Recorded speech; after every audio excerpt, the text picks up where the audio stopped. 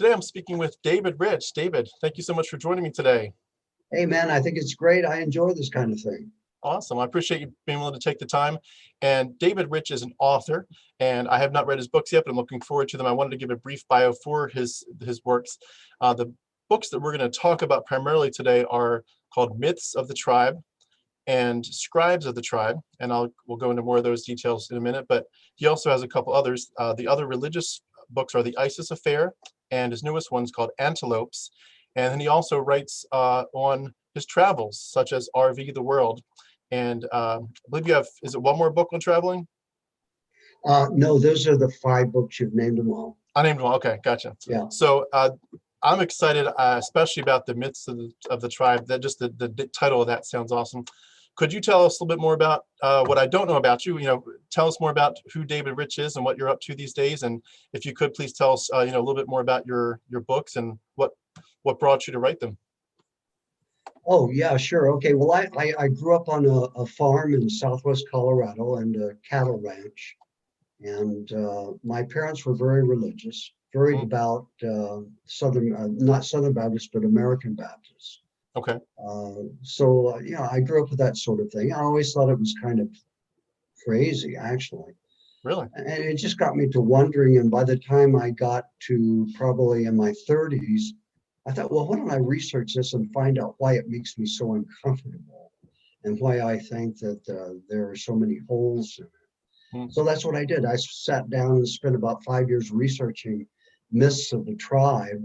It was originally published by Prometheus Books in New York back in 1993. So that was 27 years ago. Wow. And I got around to writing the second edition and having it published a couple of years ago. Okay. So that's basically the background for Myths of the Tribe. It's just a matter of research, and it got me to wondering about things. And so I got into it. I thought, well, is this all so pristine, or what's the background for this? And of course, you get into background of religions, and you get in some real juicy stuff. Could I ask, you mentioned that it didn't feel right at the beginning. Do you remember about what age you were when you began to have that impression that it wasn't looking right to you? 10. Okay, wow. Oh yeah, no, it just didn't make sense. There were just too many holes. It just wasn't logical, I guess. I gotta say, I'm a little bit jealous of that. It took me 43 years to escape, and I look back and think, what was I thinking? So all kudos to you for getting that early. That's awesome. Well, I don't know. I think I just rebelled against it. I was a contrarian kind of thing. I was just an obstinate guy, a regular obstinate guy, I think. Yeah. Could I ask, do you remember any of the holes in the story that stood out to you at that age? And was it stuff like the really obvious stuff, like a talking snake and a talking donkey, or was it more of a philosophical objection? I think it was more the philosophical. Okay. Gotcha. And just before we get into some of the meatier stuff, could you tell us more about, just besides the writing, what else are you doing with your life these days? Oh, these days? Yeah. Well, these days we like to travel when we can. Of course, 2020 has been a tough year for that. Yeah. Like I think I mentioned to you, we basically haven't spent the summer in Arizona since 1993, actually 1992. So it's been a long time, and we just retired early so we could travel. That was our great love. That's what we wanted to do. So that's what we did. That's my awesome. wife and I. And before you retired, what were you doing for your non-writing part of your career? Oh, I was a law professor at Arizona State University. I ran the clinical program for 3 years.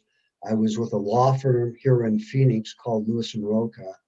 It was well known for the Miranda case, which is probably the most cited case ever. But it was just a pro bono case for the firm, which I had nothing to do with. But it was a great firm, a great bunch of guys. I mean, it was very intellectually stimulating. And then after that, I ended up both in private practice and at the Attorney General's office. And I was there for like 20 years. And then we retired early to go traveling. We retired in our 40s, and we traveled for 20 years.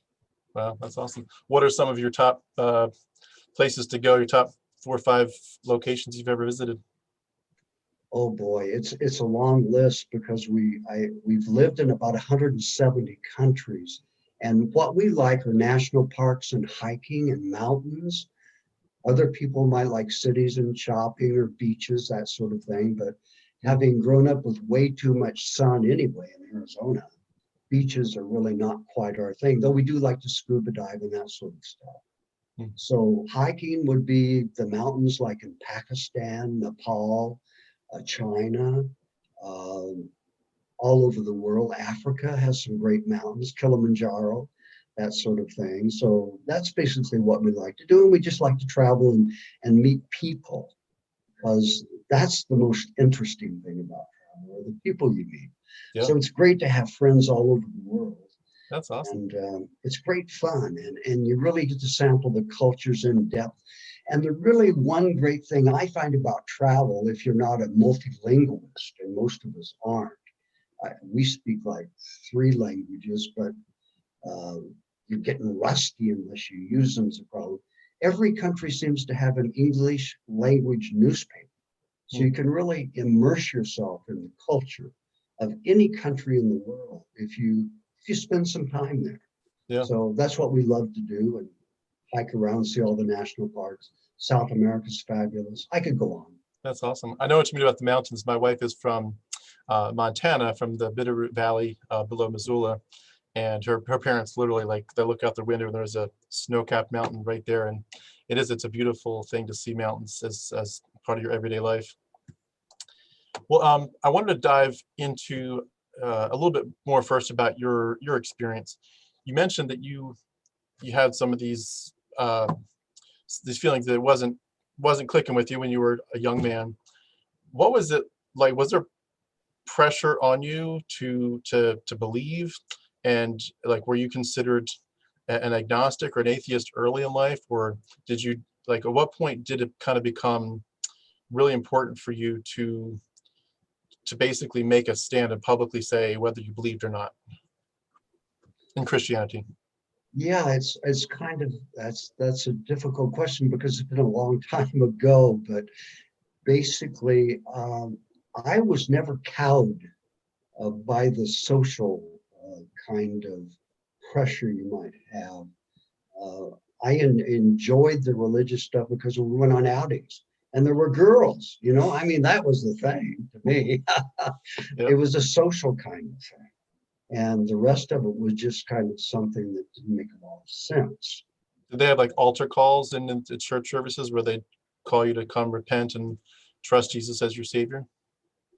Oh, I think what they would have is at the end of every service, they would try and get people to come forward and be saved, kind of thing. Yeah. And then get baptized. It was a Baptist church, so Right. they're pretty conservative. Did you feel like you understood their core message, like the gospel, pretty clearly early on? Oh, heavens, yes, absolutely. I mean, when you go to church 3 times a week for your whole life, starting at about age 0 through, I escaped. I graduated from high school like a week before I was 16, and I left, and I never came back, kind of thing. Was But there like parents, family, friends that were concerned for you or for your eternal salvation at that point, or did they just kind of say, well, he knows the truth, what can we say? He already knows what we would say. Did they just let you do your own thing? Or no, here's the thing that got me. Here's what smacked me between the eyes. I will never forget. I must have been 7 or 8 years old, sitting in Sunday school, and the preacher came in. He was a great guy, very, very charismatic kind of guy. In fact, he had been a Serbian priest and converted to be a Baptist because he rebelled against the Catholicism kind of part of it. But I'll never forget the day he walked into our grade school, Sunday school class. I must have been, I don't know, 7 or 8. And he went on and on about how we should stay away from Catholics. And I thought that was just completely contrary to everything I've been told, that everyone's. It was kind of an egalitarian thing. My parents were very egalitarian. They were very religious, but very egalitarian. They were completely against discrimination against anybody on any basis. And I had never seen a black person growing up in Colorado, but we had a lot of Mexicans and people from elsewhere. And my parents were just adamant that that wasn't the thing. And then all of a sudden I get this dichotomy between, okay, Catholicism and Baptist. Plus, there was a little redheaded girl in my class who was Catholic. And it just kind of struck me wrong. Hmm. That's awesome.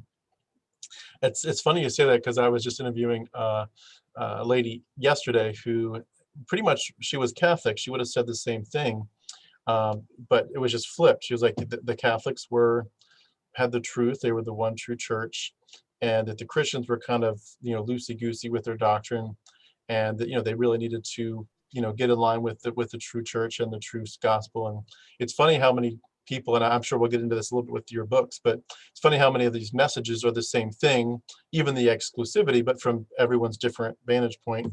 So going forward on your story, before we get into your books, did you ever get tempted to go back into religion? Like, did you ever go to a Billy Graham crusade for the fun of it and just be like, I wonder if maybe there's more? Or like, once you were out, was that it? Oh, yes. I thought it was insane. Huh. To put a point on. Yeah. I'm sure people have witnessed to you over the years, invited you to into those conversations. Do you usually, how do you approach those? Do you let them speak? Do you shut them down quickly? Do you go back and forth and try to convince them, or at least tell them that there's another side to this? Like, how do you feel when those conversations occur, and how do you deal with it? I love it. It's very interesting because I live in Arizona, and you'll get Mormon missionaries, okay? I love Mormon missionaries. These kids don't know squat. So when they come to the door, I am very happy. I invite them in. They don't know anything. They have a canned spiel. They have never thought about anything. And they have these principles that they're drummed into their little heads before they go out on these missions. And they have no idea what they're talking about. So after 15, 20 minutes of questions, it's just a Socratic method. You kind of pin them down, get down to first principles and what they're really operating. They leave dazed and confused, and it makes my day.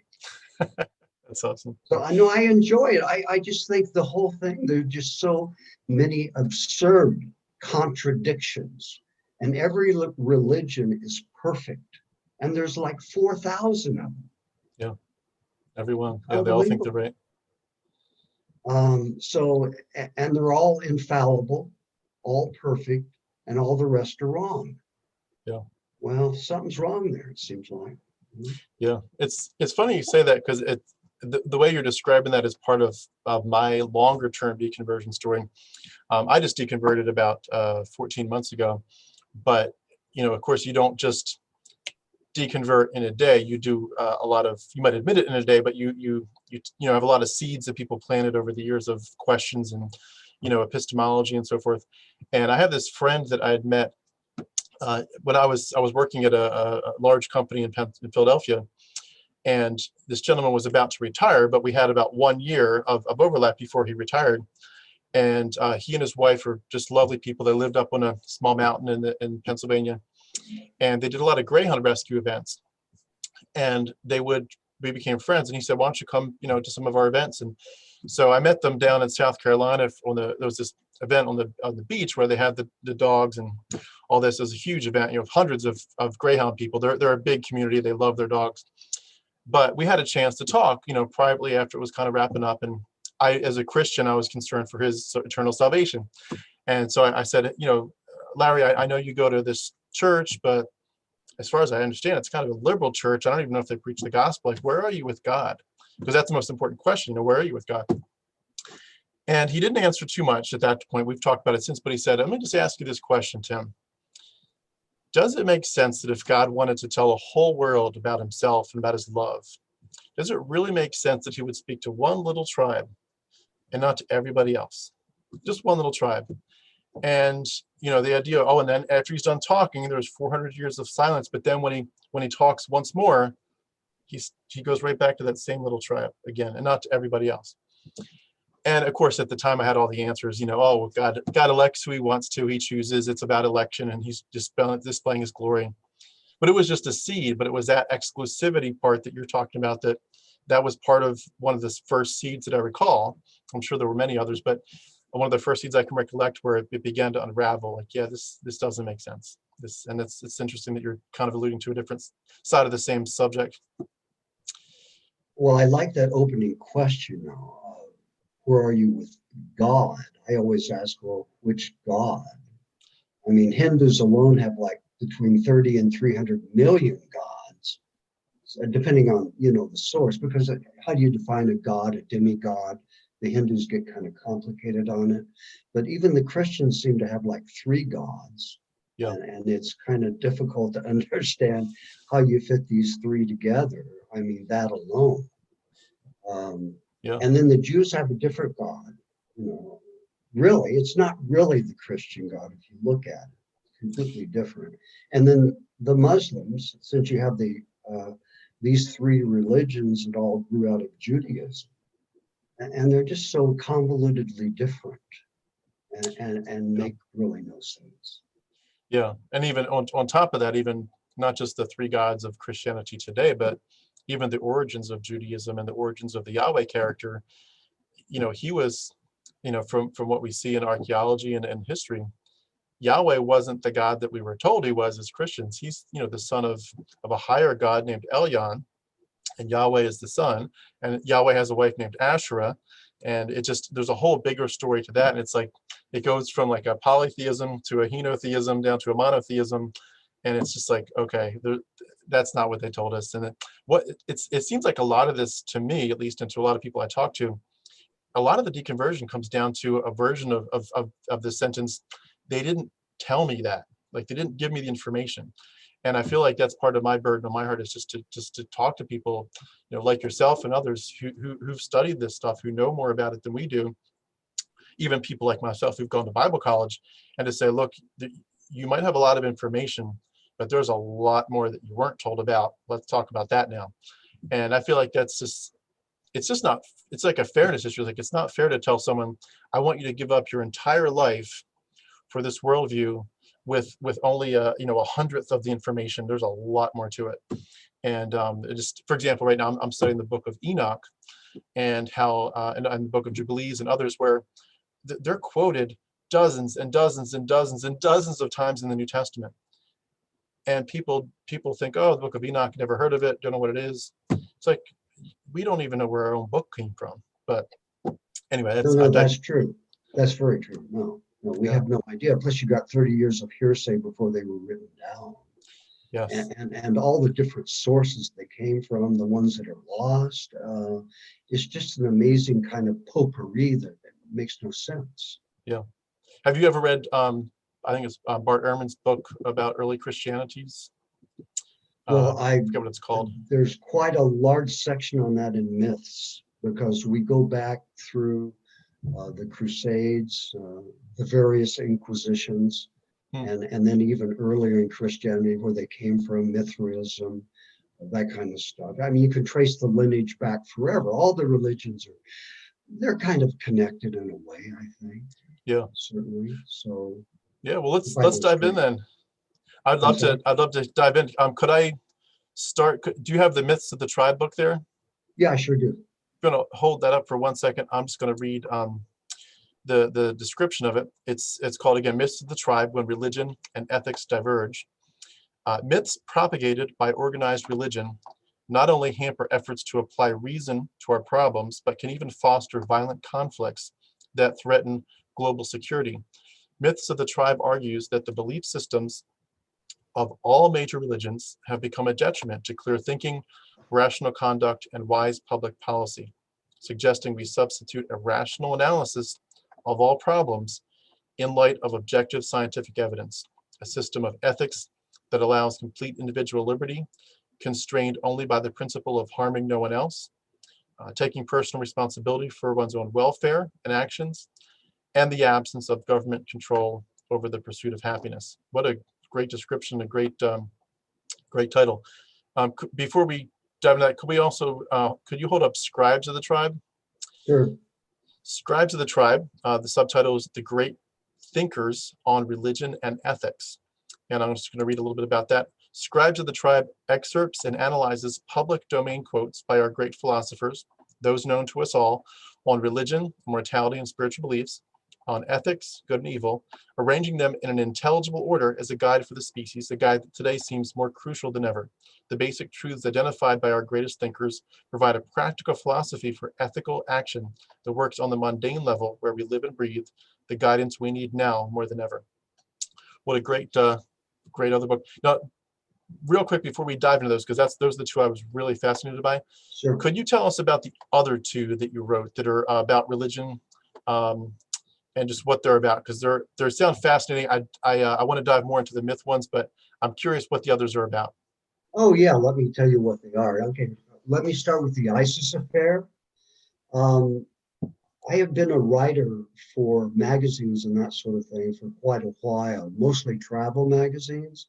But while traveling, I would meet other writers. I happened to be in Malta, and it was kind of funny because there were 3 writers staying in the same hostel with my wife and I. Myself, there was a lady who was doing the Lonely Planet guide for Malta. And then there was a gentleman named Graham Wood. Graham is a writer for The Atlantic now. He was just getting started there. And he wrote the most widely read article The Atlantic has ever published in 2015, called What ISIS Really Wants. And I've always liked Graham. We spent a lot of time together off and on. So I took that article to heart, and I wrote basically an adventure novel based on it with 2 old curmudgeons who go to Syria to get a story on the Aleppo Museum because it's going to be taken over by ISIS, and it has all the treasures of the ancient world in it. It still does, what's left. And just do an adventure in Syria with meeting up with ISIS itself and going into the real basics of what ISIS is about and what the people believe and why they believe it and what kind of people. They're just regular people. They're just like people like you and I. Well, maybe not quite like you and I, but in any event, they're just people that are brainwashed into a religious viewpoint that is violent. And I'm afraid that religion is inherently violent, because if you're the only one that's right, then all of the others are wrong by necessity. And that means everyone else, that's the other 4,000. And it makes for conflicts that we've had forever. And that's the whole problem still in the Middle East. I mean, the Muslims are going through the same thing that Christianity went through in the Inquisitions and that sort of thing, fighting with each other. Hundreds of years of war in Europe on religion, trying to sort out some way to come to a truce between Catholicism and Protestantism. Same thing happening with the Sunnis and the Shia right now. And it's going to take a long time for them to sort it out. But the parallels are just simply amazing. And it's true of all religions. Look at India now. India is like a hot spot because of the Muslims and the Hindus. Netflix just had a movie this week that created great controversy because you had a Muslim kissing a Hindu. And that is verboten. And in fact, that's why Gandhi was assassinated. He was assassinated because a Hindu nationalist thought that his statement saying that Muslims and Hindus were created equal, kind of thing, was heresy. And it was just simply against their religion. And it's continued ever since. And if we ever have a major conflict that uses nuclear weapons, it'll be India and Pakistan, Muslims and Hindus. It's just crazy. And you can go all the way through Africa with this. I've spent so much time in Africa. What happened was the sailors from up in the Arabian Peninsula colonized the outside of Africa all the way around. And it's all Islam. And the interior is all Christian. And they've been at each other's throats now for hundreds of years, and it's still going on. And it's true all over the world. It's just amazing. And your books are certainly relevant in light of 9/11 for sure. I mean, that was obviously brought all this very, very close to home. And I know for a lot of people, even people I've interviewed, have said that that was what struck them to get more involved in the discussion, was just that, this needs to end. It's mythology, and some of it's interesting and fascinating, and as a study, it's part of our history. But in terms of our dogma that we live by, and especially when it comes down to politics, this needs to die out as soon as possible. I know it's not going to die out in my lifetime, but I like to think I'm doing my part a little bit. Hopefully within a few generations there'll be some big changes. I'm afraid it won't ever. I think the reason it won't is because people are afraid. The origins of religion are the fact that, we didn't know that all of the rustling in the leaves and the lightning and the stuff were caused by nature. We thought it was God's. Yeah. So, and we were afraid then, and we're afraid now. Now we're afraid of other people. We're afraid of other cultures. We're afraid of other religions. But I think it's all rooted in just fear, basic fear. It is, yeah. It's interesting you How say do I that. get rid of that? Yeah, it's going to take a long time.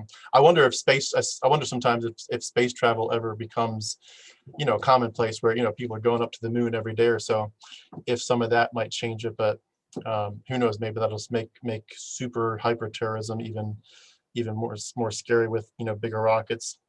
I was going to say just a real quick note on what you just said about our primal, our primal fears. That's my word, but the fear part of it. It's amazing to me how, when you look at groups that are more remote still today, like tribes, that animism is it's just woven into everything. I went to a mission school called New Tribes Mission, where their goal is to do Bible translation in tribes in the jungle where there's never been writing, so there's no books, there's no Bible. So you go into the tribe, get permission, if they don't kill you, get permission to live with them for a couple of years, learn the language, learn the culture, eventually help them develop an alphabet, and then translate the Bible, and then eventually preach it to them. But they at the school, they talk a lot about animism, how you have to really get in their mindset, and it would come out to stuff like, if you have a big field, and some of them would have a big field of a crop or whatever, and they might have sickles in that culture, but they would instead cut the stalks of whatever with this little kind of paring knife. And you'd ask them, why are you doing that? Why not use the big sickle? And they would say, oh, there's a spirit in the field, and if you're too noisy, you're going to upset it. So you just quietly do one stalk at a time. And if a baby cries in the middle of the night, the whole tribe has to get up and start sweeping the dirt to make a ruckus, so that the spirits in the jungle that would come and try to take the baby's spirit, that they can't figure out who's making the noise now, because everyone's making noise. And it's just so much fear and so much, some of it's trying to get the good spirits to do, good for you. But a lot of it's just fear of these spirits are going to get you. And it does seem like it's never really left even, you see it kind of come out in a silly way on Halloween, and in some other ways where we're still animistic in our culture, but we have a lot of primal fears. And it's like organized religion just puts it on steroids, with, the ultimate fear, fear you're going to burn forever. But could you tell us more about your other book? And I believe you said it was called Antelopes. Oh yeah, Antelopes. Yeah, that was just published. It was a fun book to write. I was traveling in South America, and I had spent some time climbing the tepuis, which are the big mountains down in southeast Venezuela on the border with Guyana and Brazil. And in fact, the world's highest waterfall comes off of one of them, Angel Falls. But Roraima Tepui is the most famous of them, and I climbed that. And I set the book Nice. on top of that. It's a modern Gulliver's Travels, is what I call it. And it's about a plane crash on the edge of the Tepui with some Arizona lottery winners. And of course, some of them are very religious and some of them aren't. And they meet this group of alien antelopes, which are smarter than them. Okay, they have a more advanced civilization, but they had the same weird gods, except they're all mixed up. And of course, they're in conflict. Then, okay, whose God is best? And then there's a trial for blasphemy, and it's sort of a Gulliver's Travels kind of thing. That sounds fascinating. Well, it was It's, fun to write. have you ever heard of a lady? She's a researcher. She's passed now, but her name was D.M. Murdoch. She also went by the name of Acharya. You ever heard that? She wrote a lot. She was focused a lot on astrotheology, on how a lot of the stories in the Bible are star stories. But and a lot of it is, pagan parallels, how Jesus was a copy of other gods in part. But she did a lot of research and talking about that idea of like some of these concepts are just, they're all over. And it's almost like it's striking how cultures, even that are separated by, by oceans and by time, are coming up with similar stuff. Like, people coming up with blood sacrifice on totally different sides of the planet. And it's fascinating how human evolution has done this, where certain concepts just seem like they just keep popping up, even if you're not necessarily doing it by syncretization or something like that. So I was curious, kind of going into the meat of your books. What is the myths of the tribe about, and what are some of these myths that have really stood out to you as to how religion came about in the first place? Well, the fear, of course, it's the fear of death primarily. I mean, all of these things where you have the lightning and the storms. I mean, it's something you're fearful of for your well-being. You're fearful that you're not going to survive. So it seems that at least all of Western religion is to get by the fear of death, while Eastern religion is kind of the opposite. It's kind of interesting how the world is divided into that kind of dichotomy. But it seems like when we speak of religion here, we're speaking of the ones that we consider the big two plus the little one, of course. Yeah. I mean, there's hardly any Jews in the world compared to the rest. It's one of the smallest religions in the US. Obviously, one of the most influential, Yeah. very interesting religion. So I think that dichotomy to me is very striking. It shows the difference between, I think we do have a little bit of difference between Eastern and Western thinking. And when you travel, it's just striking how they meet head on. Yeah. I think. But even like the Buddhists, have deteriorated into this sectarian conflict kind of thing. Look at Sri Lanka. They've had a war going there now for decades, pitting Christians and Hindus and Buddhists against each other. And then you've got Myanmar, same thing, which basically is Buddhists versus Muslims, pushing them out to Bangladesh. Can I ask, just a quick interjection, when you left Christianity, did you find any appeal to studying and possibly adopting those other religions? Like, were you like, well, Christianity is clearly not true, so I wonder if Taoism is where it's at? I mean, was that an appeal to you, or were you just like out and they were all pretty much the same to you? To me, I was basically out, but I think there was always a mystique around the Eastern religions, at least in the West. And I've met many people that thought, you've got this spiritual mystique with Buddhism. But interestingly, if you go to Buddhist countries, like we spent a lot of part of last summer in Bhutan, it deteriorates. All these religions, they have these idealistic stances. Christianity, very idealistic. All of them very idealistic, but in practice, they're brutal. They don't protect children. They prey upon the unwary. We've got the biggest industry in this country of the Christians that make you want to be wealthy. If you give them money, you'll get rich, even though you're dirt poor. It's just crazy. So in practice, they're completely unethical, while they're supposedly based on this incredible ethical foundation. Yeah. Which in practice doesn't exist, because we're people, we're human, and we're not ethical. Yeah. That's just who we are, unfortunately. There's a church just, I think, 20, 30 minutes down the road from me. There's a pastor named Creflo Dollar. Have you ever heard of him?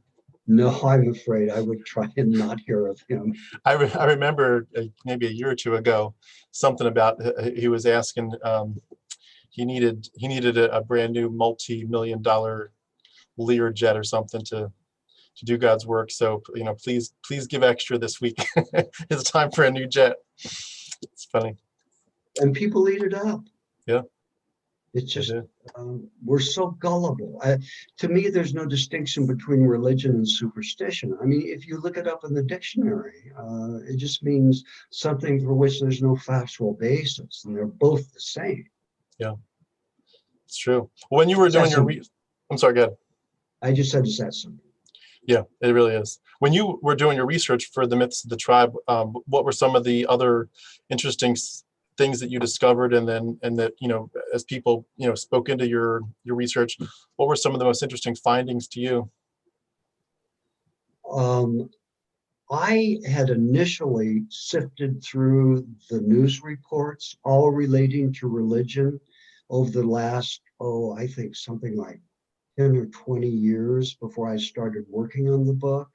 And it was just amazing, the crazy things that are associated with religion. Everything from, the only evidence of the religion is you see Jesus's face on a tortilla kind of thing. And it's just amazing. You put all those together, and then you look at the kind of thing like the book of lists, and they would list all the people that have seen that sort of thing. And amazingly, none of them were Hindus, you see. None of them were Buddhists.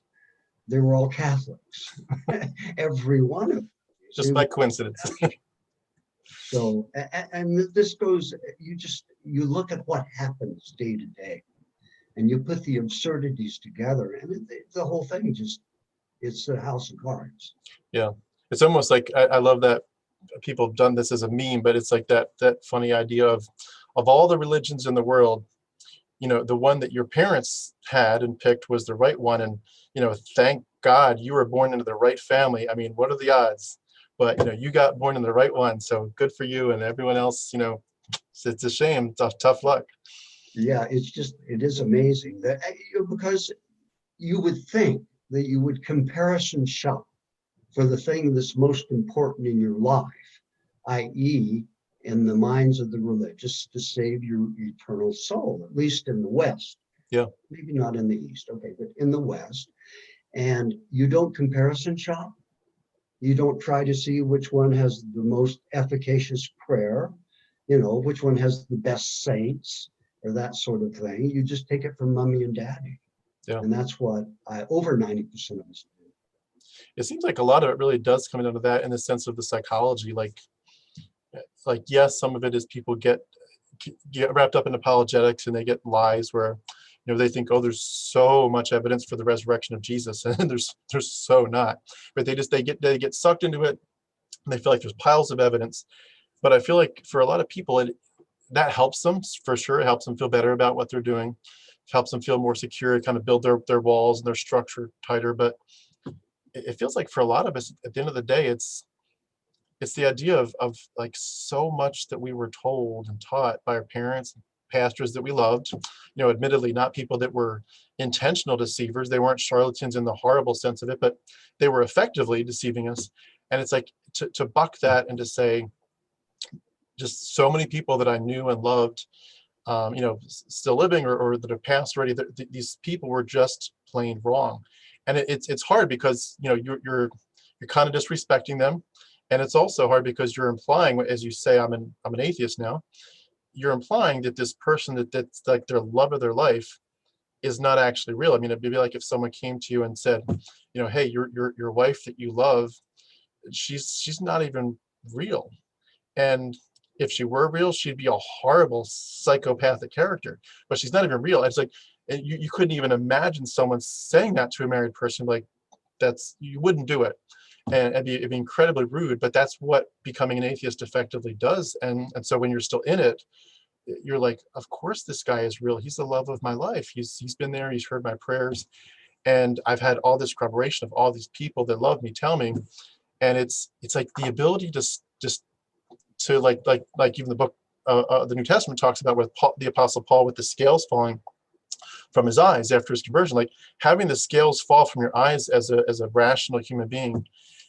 It's a lot of it is, I think, about the information. Like for me, it was about the origins of Yahweh, the origins of the New Testament, the origins of the creation of the biblical canon. But a lot of it really is psychology. And I suspect for me it was more information, but I'm seeing that there's a lot of people where the information is not going to get them out. They need time to just, who knows how long they need, maybe they'll never get out, but they just need time to process it, because you can tell that if they were to ever cross that threshold, it is going to shake them to their core. And you feel bad for people that are, when you give them a little bit of information, they just kind of dig their heels and be like, no, I know that God is God and he's real. And you're like, wow, if you ever slow down, take a breath and actually do the research, this is going to shake you up. And I feel bad for people. I feel very bad. And I'm trying to learn myself that balance. And I'm not doing, I'm sure, a great job of it, but I'm around some people that are helping me find that balance of being able to say, hey, here's information. Would you like to consider it? But also to say, you know what? It took me 43 years to get out. Why should I push anyone else? Take your time. It took me far too long to do it. It might take someone else far too long to do it. And it's an interesting journey watching other people now that I'm on this side of that fence. We're all brainwashed as children because that's how we learn. And the people that are there to do it are our parents, our preachers, our teachers, and our government. And you put the four together, and it's almost hopeless. I mean, you're going to learn the party line, whatever it is.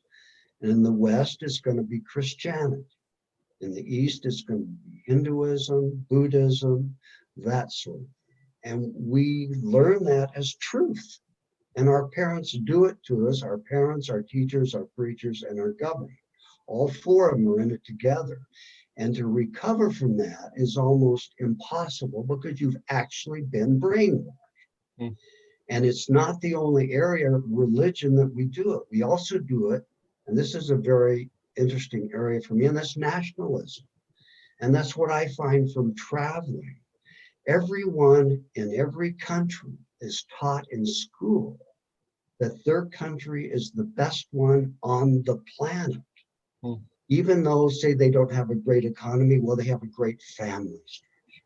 They have a great family, they cherish each other, or whatever. But I find that in all the countries I've lived in, we're all brainwashed into our local religion, our local nationalisms, and that our people are the best there are and everyone else is inferior, necessarily, by definition. Because if we're the best, we're the exceptionalists, then the rest are not as good.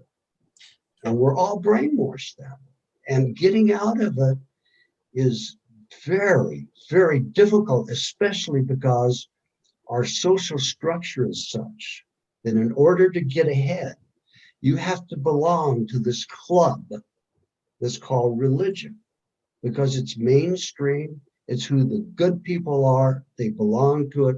They're pillars of the church. You cannot get elected to political office in this country or almost any country in the world unless you are religious. Hmm. That's the way it is everywhere, not just in this country. Yeah.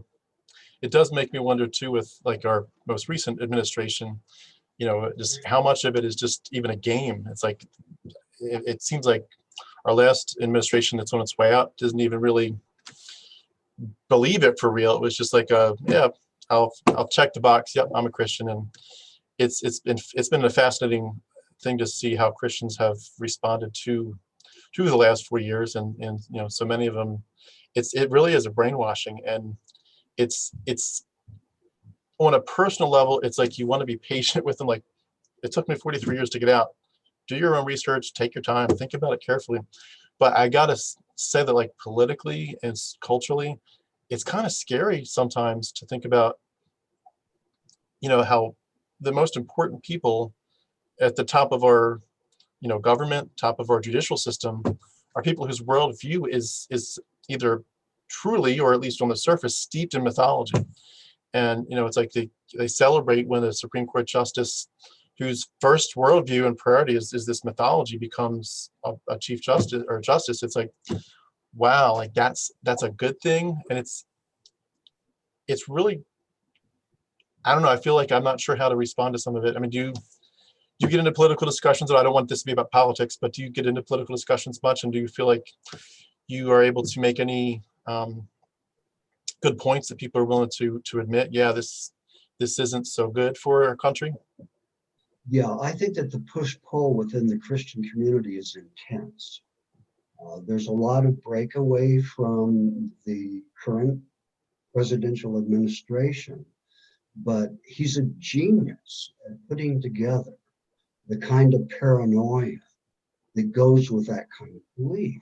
I mean, the guy is, he's fabulous at that. That's his great talent. His media presence, its ability to touch a vein of discontent, even though it's completely contrary to the ethical precepts of the religion. It's mind-boggling. Yeah.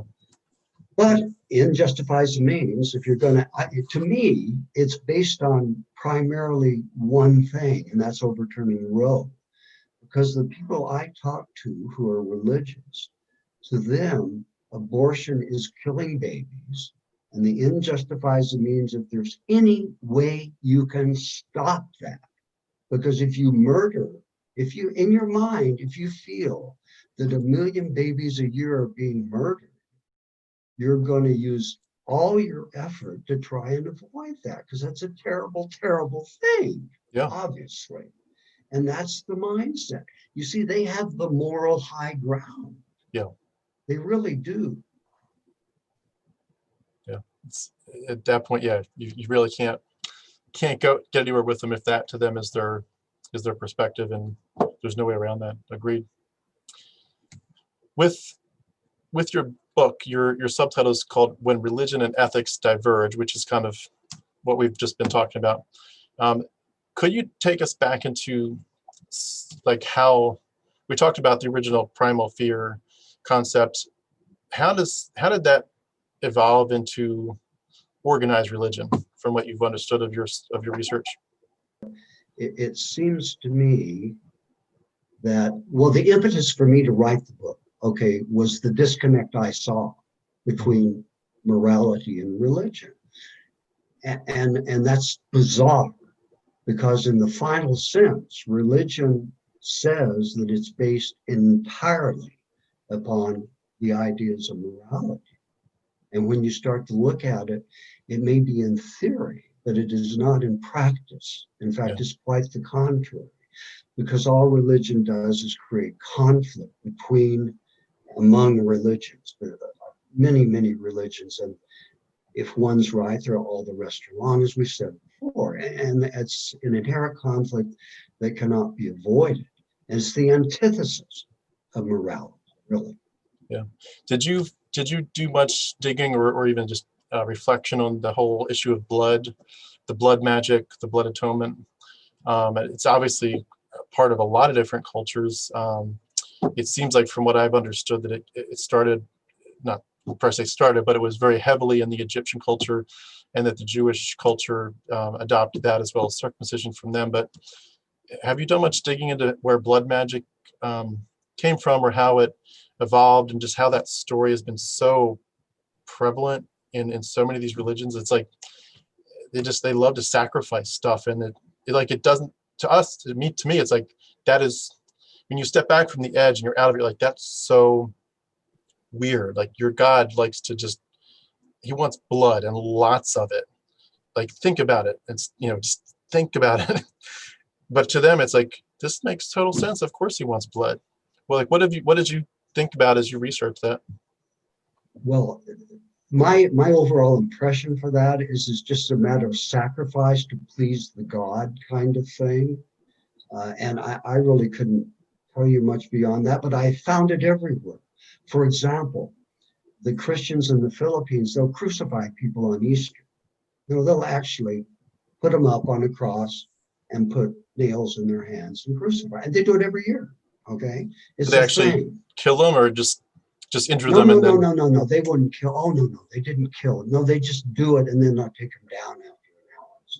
Gotcha. But it's a terrible, bloody, horrible thing. Now, and it's across many, many religions. For example, the Shia, when I was in Pakistan, they would have a yearly festival where they would flog themselves on the back until they were bloody ribbons. They do it every year.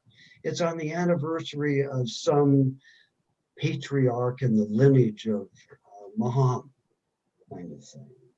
And of course, they've had a split too between the Shia and the Sunni, and that's a major, major problem in the Middle East. Understand. But anyway, no, I find it different. Yeah, it's been interesting too to see how a lot of the cultures had child sacrifice mixed in with that, and that's been obviously heartbreaking to even think about. Even though hopefully most or all of that is ancient history, but what I've been reading about how child sacrifice was much more prevalent in ancient Canaanite, including in ancient Judaism, for a very long time. And obviously it was in Aztecs and others in South America. But it's amazing to me how far religion took it. Like, I kind of could understand we need to kill a sheep to make the God happy, but it's been harder for me to wrap my mind around how they went from that to we have to kill our firstborn or whatever, kill these kids to make the God happy. I guess in one sense, if we don't do this, we all die. I can see their train of thought, I guess. But did you ever do digging into child sacrifice with ancient religions? And I don't know too much about it, but is there any insights you have on that subject? I've never delved into it in depth, but of course it's in the Bible, for heaven's sake. You got the Passover kind of thing. So it's a tradition in many, many religions. You have to placate the god. You have to stop the plagues. You have to stop the floods, the hurricanes, the eclipses, those dangerous things that we all have to put up with. So it's just a matter, I guess, of pleasing the God and showing that you're not full of hubris, that you're just, a good person. Yeah. You deserve God's blessing. I've always thought it's funny, I'm sure you do too, with Abraham and Isaac, how, like, when God asks Abraham to do it, to prove that he's willing to sacrifice Isaac, you would think, like, okay, if you're a good man, if you're the God who's trying to say, hey, I'm not like everybody else, all these other tribes are saying, let's kill our kids. I want you guys to be completely different. We're holy, we're different, we're not like them. And so he finally says, hey, go kill your kid. It's a test. I think the right answer should have been no, absolutely not. I'm and that's how you pass the test, is saying, I will not kill my kid. But it's amazing how Christians take that and they're somehow they're proud of him, and obviously Jews too. It's like, we're proud that he was willing to do this. It's like, that's not a source of pride. People, think about it. And just, I know I'm preaching to the choir there, but it's mind-boggling. Well, it is mind-boggling, and you just have to show, that you're willing to do anything that God asks you to do to get your heavenly reward. Yeah. End justifies the means, period. It's unfortunate. Well, I was going to ask actually about that later, the whole issue of heaven. Did you dive much, or have you uncovered anything of interest about the whole, how people began to switch from, it seems like a lot of it was like agricultural gods, like pray to the gods to, give us the rain, or to not give us, drought or whatever. And it was like a more agricultural, community god. And maybe some of it was more as ancestor worship, I'm not sure, but these gods and demigods would help you with your world here. But at some point it shifted to, this is not just about your farm and about your food, this is about your eternal life. What did you discover about that? I know you mentioned Mithraism before. Do you know much about like the history of when our world kind of shifted and began to talk about what happens after you die? Well, I know there was always a great dichotomy in the gods. We started out with female gods, and then we found out that actually that it was caused by males, and so it's all patriarchal now. But we start out with the female gods when we were killing in agriculture, and so switched over the more we found out. It's kind of interesting. It is. I don't know. When you say there was female gods, I think I've heard of Inanna, but what cultures did that, or what? Do you remember any of the names of the? This is prehistoric. This is okay. Before the Hindus, because the Hindus are now the oldest religion. But way, way, way back in the midst of time, apparently it's more of a female kind of thing because they were the mother, Yeah. Mother Earth. We still have Pachamama in Peru. Oh, and all of the native gods, kind of like the Navajos are indigenous cultures, have gods close to the earth. They're still agricultural. So those things have changed. That's interesting. Do you have any have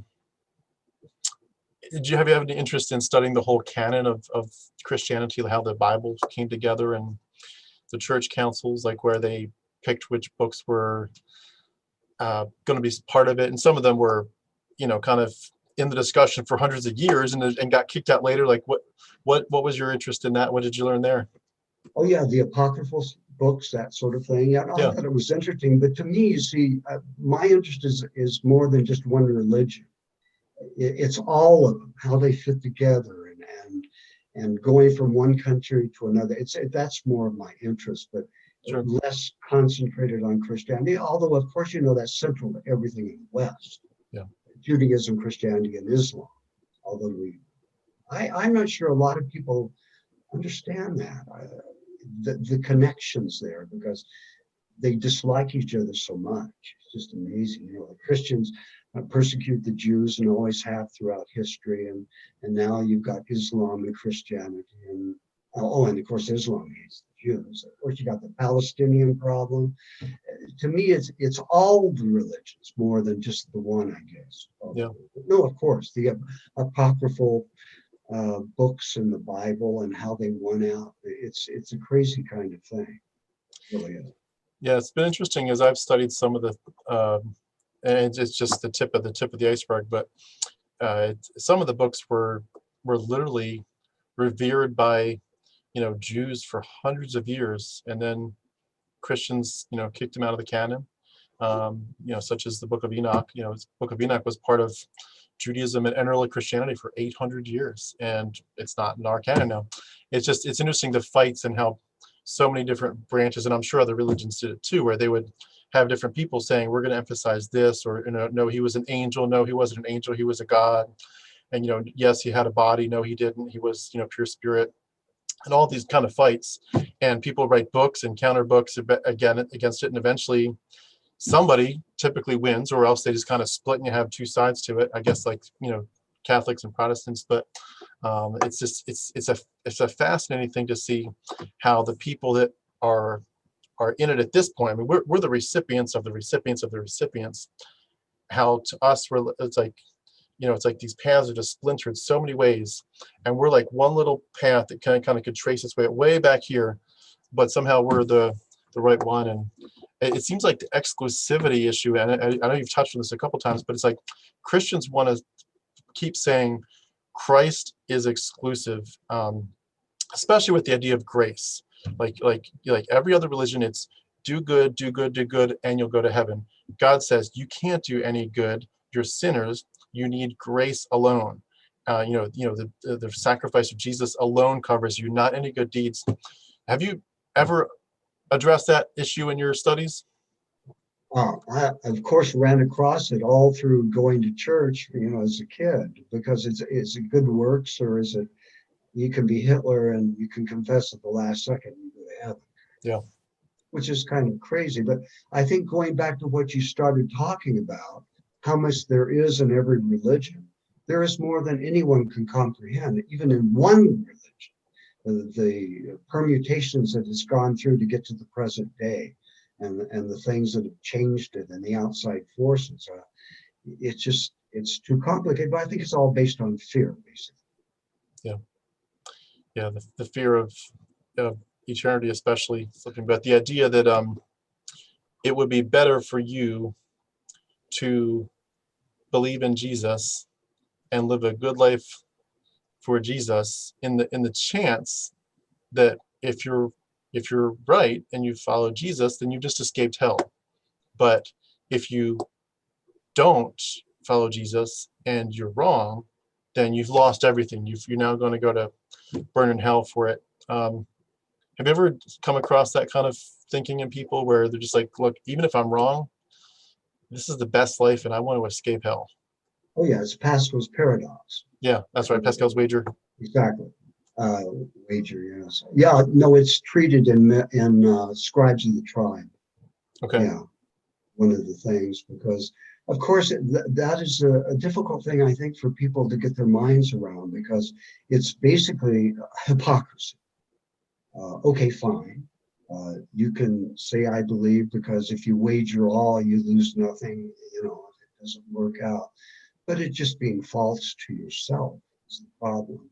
And how do you decide which one to wager all on out of 4,000 infallible religions with millions of gods?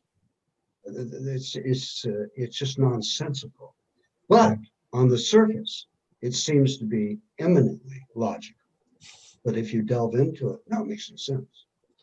Have you, with the whole idea of trying to avoid hell, have you come across religions where their version or description of hell is much, much worse? So like if you were going to take Pascal's wager to its logical conclusion, you'd say, true, the worst thing that could happen to you is to go to the worst kind of hell. The worst kind of hell is not Christianity. It is, have you ever seen that No, I kind of? haven't. Are there worse hells than Christian hell? I'm just curious. I'm not sure. I heard one person describe, I think it was a version of Buddhism, but some kind of reincarnation where it gets worse and worse and worse potentially. But I'm not sure which one that was. But I think there must, I'm just imagining here, this is not, truth, but I'm just imagining there may be some other religion out there that has a version of hell that's much, much worse.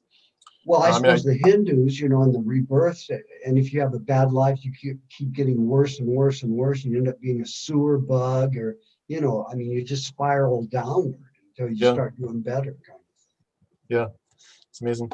Well, could you wrap us up by telling us, we haven't really dove into the Scribes of the Tribe. Could you tell us a little bit more about what you did in that book and some of the insights you had as you were writing that?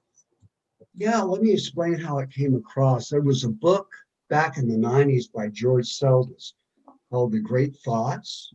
This is the second edition, but I was basing it on the first edition. And what he did was take all of our greatest philosophers, from the beginning of time, on almost everything, that you could think of. It would be like having great quotations kind of thing. And this covers the gamut of philosophy. It was a fascinating book to me. And so what I did was I went through and I took all the quotes from our greatest philosophers on religion, what they thought of religion. And it's not just Christianity, it's different religions, and morality and ethics. And I put them together. And it was kind of an interesting thing for me, because these people, they think about it. They think about it in depth, and the kind of things that they come up with are the kind of things that you wouldn't necessarily think of unless you read something like that. So it's quite a good reference book. But what struck me about the book was it wasn't in any particular order. In fact, it was alphabetically by who said it. So you had no concept of a whole. What is the ideas of morality that our greatest philosophers have brought together, our ideas on religion. Okay, well, put them together. And that's what I did for that book. So you have all these different quotes by people we all know, ever from Voltaire to Nietzsche to go back further, Maimonides, Greek philosophers, as far back as you can think of going, and put those things together on these topics and see where our great thinkers come out. And to me, it's a fascinating project. So that's why I put it together. And it was interesting because when it came out, the only people that had anything good to say about religion out of our great philosophers were religious leaders, popes, those kind of people. No one else thought anything about it. They all thought it was just crazy, actually. So if you put that together, and these people are smarter than we are, at least we think they are. So if you look at that carefully and you try to figure out what they're talking about and why, and then try to come up with a central concept of morality. And to me, it's harm no one else kind of thing. You know, harm yourself if you wish. You're an adult, not for children. It's very important that you put those things together. And to me, there's such a disconnect between our religions, at least the way they're practiced. You know, in theory, okay, fine. There's some wonderful theory. But the way that they work in the real world, they don't. They just divide us. They splintered the species into 4,000 different fragments that are constantly in conflict and at war with each other. Yeah. So that's what I did. Did you find any particular philosophers or even eras of philosophy, like, you know, ancient Greek philosophers, or any particular people that became kind of your favorites as you read more about them? Well, like I said, what was interesting to me is that every one of our great philosophers, excluding the popes and a few people like that, were just completely anti-religion. So, you know, if you start picking it apart and you see where our great thinkers have come down on the subject, you know, everybody from Voltaire to anyone you can think of, seriously, anyone you can think of, you know, it's just fascinating to me. And these people, we know these people, you know, these are not just televangelists. Yeah. I do sometimes wonder about if and when we'll ever have an atheist president of our country, and what it would take to cross that threshold. I know we're probably nowhere near ready for it now, but you know, when you just think about like the whole oppression, like the Christian sense of we're being persecuted all the time, and it's like, okay, yeah, so what are we up to, 50 some, you know, Christians, at least on the surface, Christians in a row? Like, okay, so let's have another 50 atheist presidents, and then we'll talk about whether or not you feel persecuted. You know, it's at least even the playing field, if, you know, a little bit. But I'm guessing we're not ready for it. You know, I think that we've had many atheist presidents myself. Okay. They're just not dumb. Yeah. They know better than to say that. I mean, That's Trump, true. trust me, Trump is not a religious person. Yeah. I mean, if he's not an atheist, I don't know who is. He certainly has no idea of religion. And I think that many of our presidents have been that, but they're smart enough not to open their big yaps. And they do the pious thing, you know, whether they believe it or not. Yeah. I'll be curious if we ever have any openly atheists too, though. Like if someone just says, look, I'll tell anybody any day of the week, I don't believe this stuff. It's mythology, it's superstition. I live my life in a naturalistic, humanistic sense, and I'm proud of it. And I somehow don't think they would get too many votes right now, but it'd be interesting to see if it happens, you know, within the next couple of generations, because it feels like we're changing so quickly. Like you read these polls where it's like the nuns are increasing rapidly. Well, I think that is largely the effect of the current administration. I think that's the one great thing that he has accomplished, and I congratulate him on that. He's pushed the crazies into crazy, but he's pushed the people on the fence out of Christianity. Well, he's pushed the younger people, I think. I mean, they look at it, they see what's going on. They see how unmoral it is, how unfair it is to just regular people, and they're reacting against it. Yeah, it's and true. Well, speaking of younger people, this will be probably the wrap-up question, but could you talk just to what's on your heart about the issue of, like, we use the word brainwashing. I think we use the word indoctrination. There are people, myself included, who see religion, for the most part, as a form of psychological child abuse. And I know that there's always going to be people that will tell a different story, but I'm looking at it, I guess, more from the perspective of mainstream Christianity in my question here. But when you look at kids that are told from the earliest age all this stuff that, you know, that you grew up with, I grew up with, especially when you add on to it some of the harder parts of it, harder meaning the parts that damage people, such as you're a terrible sinner, There's nothing good you can offer to God. Apart from God, you are a worm. You are basically already condemned to death, to hell, apart from God's grace. You're not like even teetering where maybe you'll be okay. It's like you're already condemned because you're not in Christ, you're in Adam.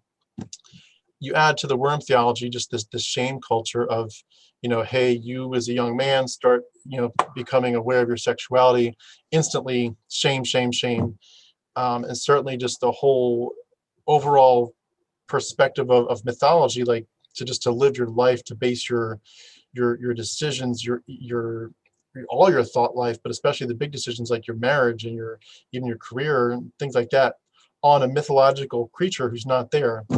And then also the way that you try to, as a Christian, justify defending this psychological character, this God who commands genocide, who commands slavery, who commands, taking virgins from those conquered lands, basically, child brides or kidnapping or worse.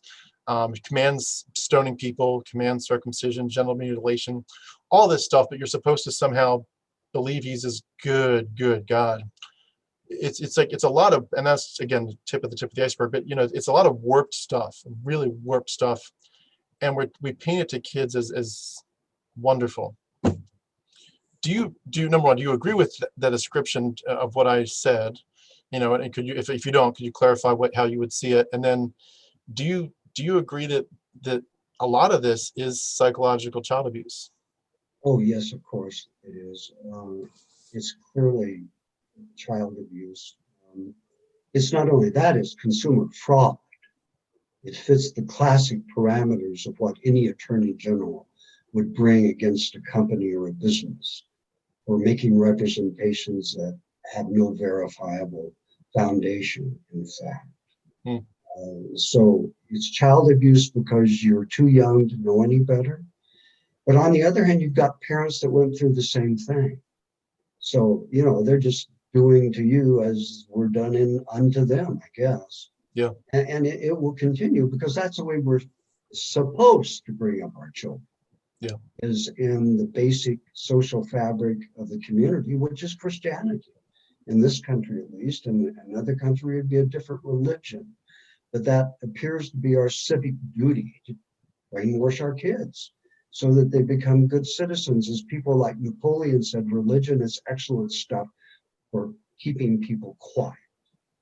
And that serves our political leaders. It serves political leaders in every country on the planet.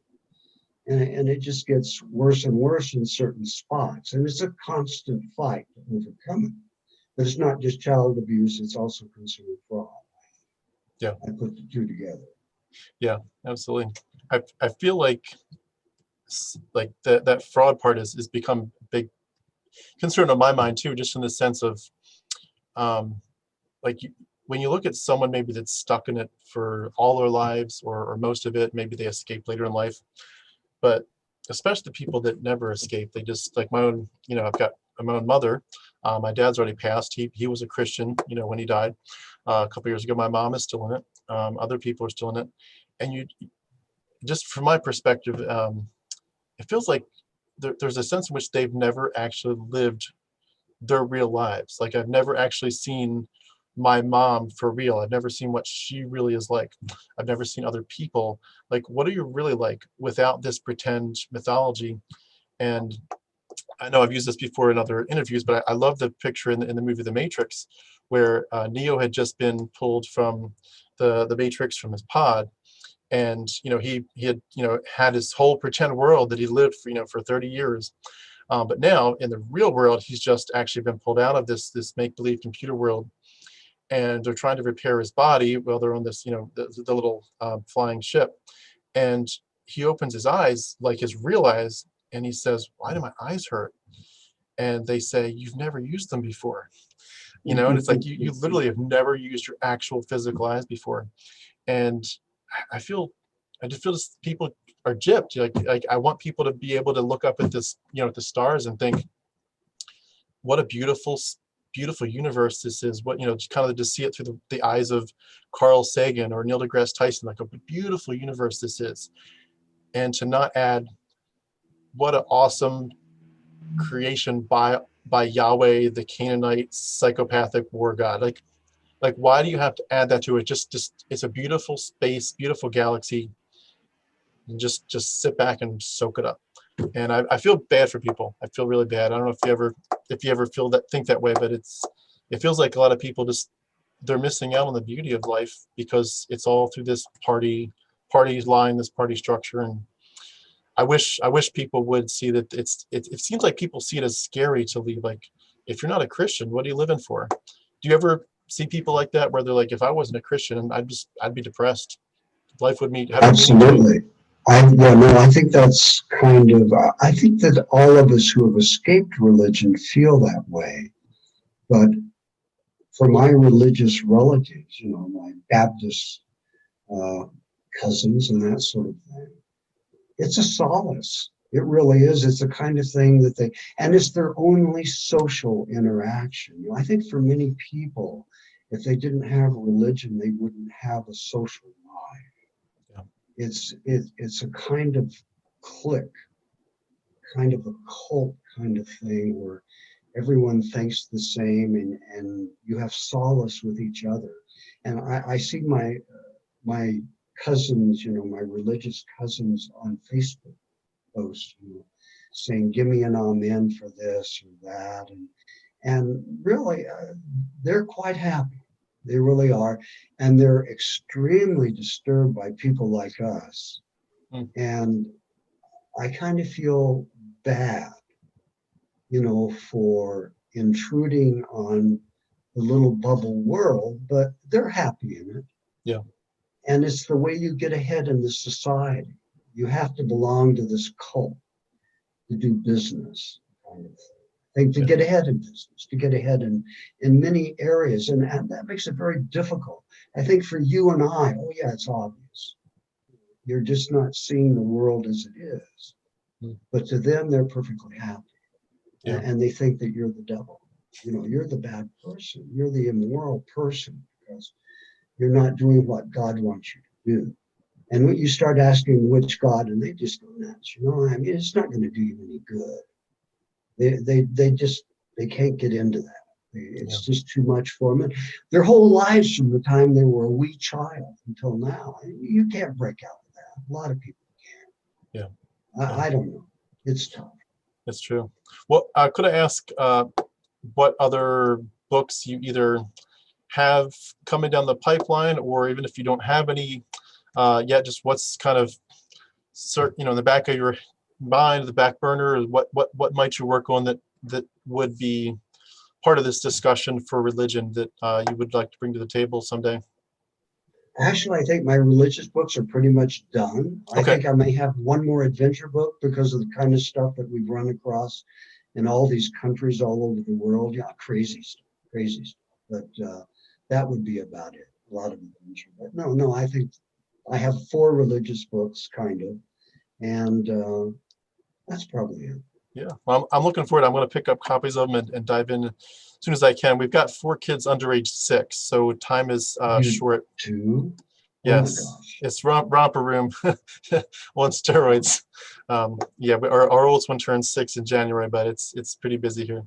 Oh my God. Yeah. Okay, well, you don't have a lot of time, I must say. Yeah, so I would read a lot more books if I could, but I do. Your books they just kind of called to me, so I'm definitely going to be picking up a copy and reading them. Just want to read them again for everyone that if you can, please show author David Rich here your appreciation for what he's doing with his interviews and his books. Again, Myths of the Tribe, The Scribes of the Tribe, The ISIS Affair, Antelopes, and if you're a traveler, like to read about traveling, RV the World, RV as in the traveling RVs, RV the World. And I'll have a link to all of David's books beneath our video. So if you just want to click there, it'll go right to Amazon. You can buy his books right there. And David, did you have any final thoughts for us as we wrap up? No, that was great. And listen, if you do have time with those 4 little kids to get into the books, and I'd love to discuss them with you, any feedback or anything, because it was fun for me to do. And I think you'll especially find probably some of the quotes in the Scribes of the Tribe quite interesting. Yeah, absolutely. Good fodder. Yeah, so to speak. I'd love to do some digging and take some notes and follow up with you and do another chat where I can kind of dig into some of the details of what you wrote there. So I'd love to do that. Okay, Well, great. thank you so much for doing this. I really appreciate your time, and hope you can get back to your travels soon after COVID hopefully calms down and get to your next big vacation spot. But thank you for doing this, and thank you for your voice through the books and your interviews and all that you do. I appreciate your being part of the atheist community and just all the ways that you're trying to help people think more clearly through these issues. So thank you very much. Thanks, Tim. I enjoyed it. Thank you so much. Sure.